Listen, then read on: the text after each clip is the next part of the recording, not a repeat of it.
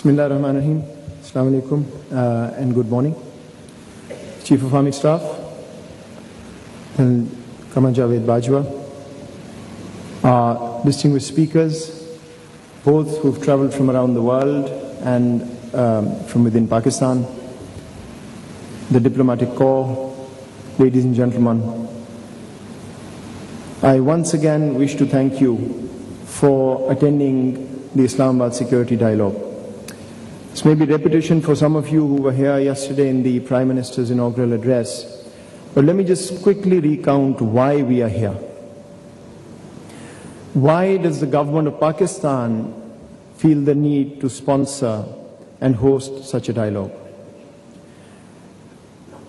Most of you will be aware that Pakistan released its first national security policy earlier this year, anchored in human security with economic security as the vehicle to achieve that. When we started looking at the Islamabad Security Dialogue and conceiving it, the one thing we realized was that virtually all international conversation about Pakistan happens outside Pakistan and conducted by those who may not have actually spent enough time in this country or belong to this country to understand the deep nuances and intricacies. But then we also complain as Pakistanis that we are a misunderstood country. Our perception is artificially negative. So the solution to that problem was to create a genuine intellectual platform that would not be for the purpose of messaging Pakistan's point of view, but would provide a real avenue to intellectuals from around the world, officials from around the world, to come together and debate issues of international security, but do it in a manner that the Pakistani perspective is also provided in those 2 days. That was the starting point.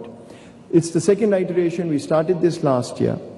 Alhamdulillah, I'm happy to report to you that the convening power that the dialogue has already shown in these 2 years suggests that this will continue to go from strength to strength. We've had the national security policy's major themes covered yesterday and will be today: geoeconomics, human security, international and traditional security, and foreign policy. The Prime Minister of Pakistan inaugurated this dialogue. The Foreign Minister will be speaking later today. We have had panels on disinformation as part of security. We are going to talk about international law and lawfare today as themes that we feel are underrepresented in the conversation. I'm also extremely proud to report to you that yesterday, for the first time, we held something called the National Security Advisors Forum. The topic was Asian security, and we invited national security advisors from 7 Asian countries to come and speak to us about their perspective on how the region and the continent can cooperate to ensure that peace wins over conflict. And that's the ethos of Pakistan's national security policy as well. How do we move from contestation to cooperation?